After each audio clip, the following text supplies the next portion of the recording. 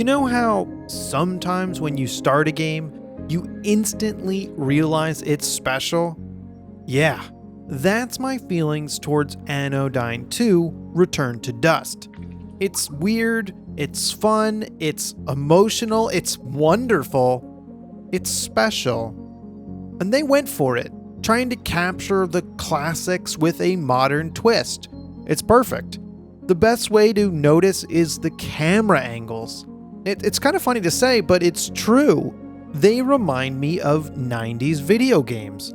Final Fantasy 7 and 8, but also Resident Evil. Anodyne 2 often locks the camera in place, promptly triggering nostalgia.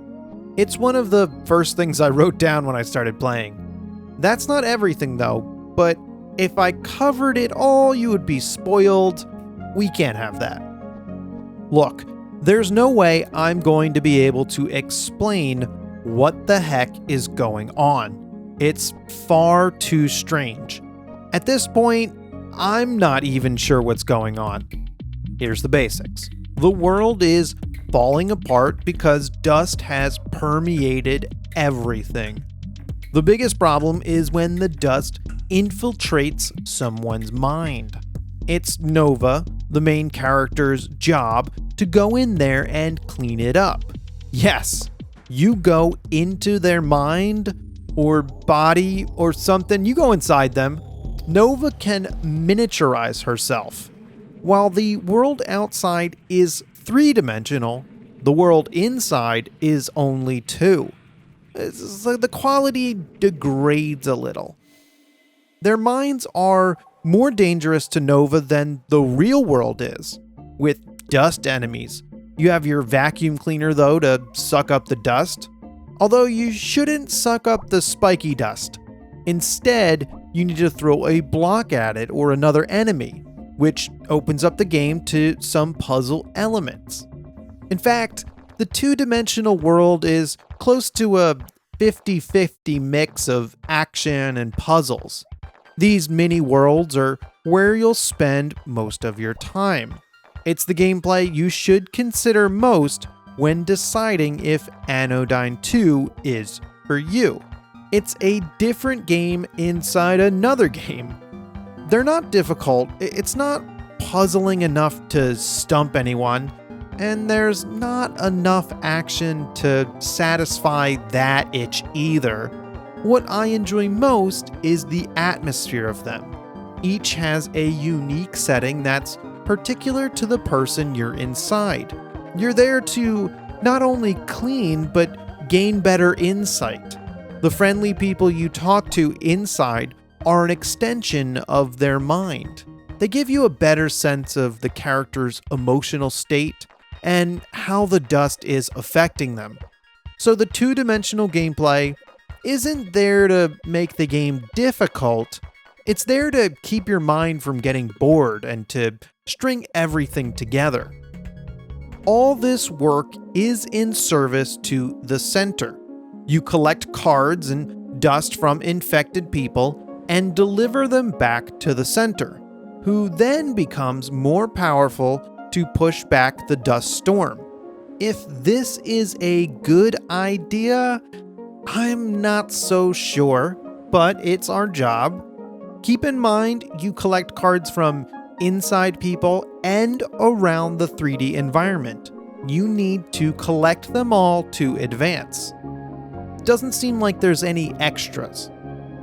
The shifting between 3D and 2D feels natural. The 3D world is safe and for exploration. It's much easier to hide areas in a 3D world, if you know what I mean. It's easier to create a shopping area and the houses people live in. After the first time you push back the dust storm, the surface opens up. This is a desolate place. It's surreal. Much more area to cover, so now's a good time to switch into a car. Thanks to the developers for giving this to the player right away. The map can be huge, but because it's quick to get places. Having those big empty areas makes the player feel small and the game world feel empty. Anyway, the game is about exploring. You explore the world to chat people up and read everything they have to say. You explore to find people in need of your cleaning. You explore the psyche of the people you enter. The more you explore, the weirder the game gets.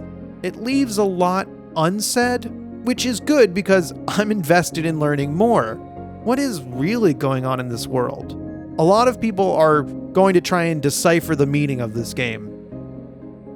Side note, the developers want you to know that you do not need to play the first game to play this one.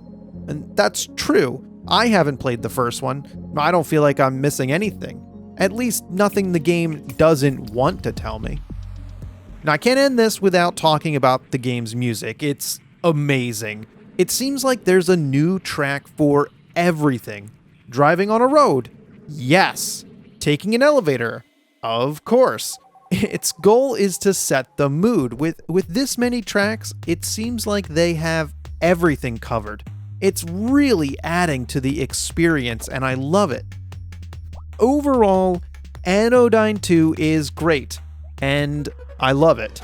Experimental, unexpected, and unconventional. The game has a ton of feeling. The developers put themselves into the game, and it's obvious. I absolutely recommend it. The surreal world really pulls you in. I wasn't bored. There's enough gameplay in the 2D worlds to hold it together. But the real reward is teasing out all the interesting details and trying to make sense of it all.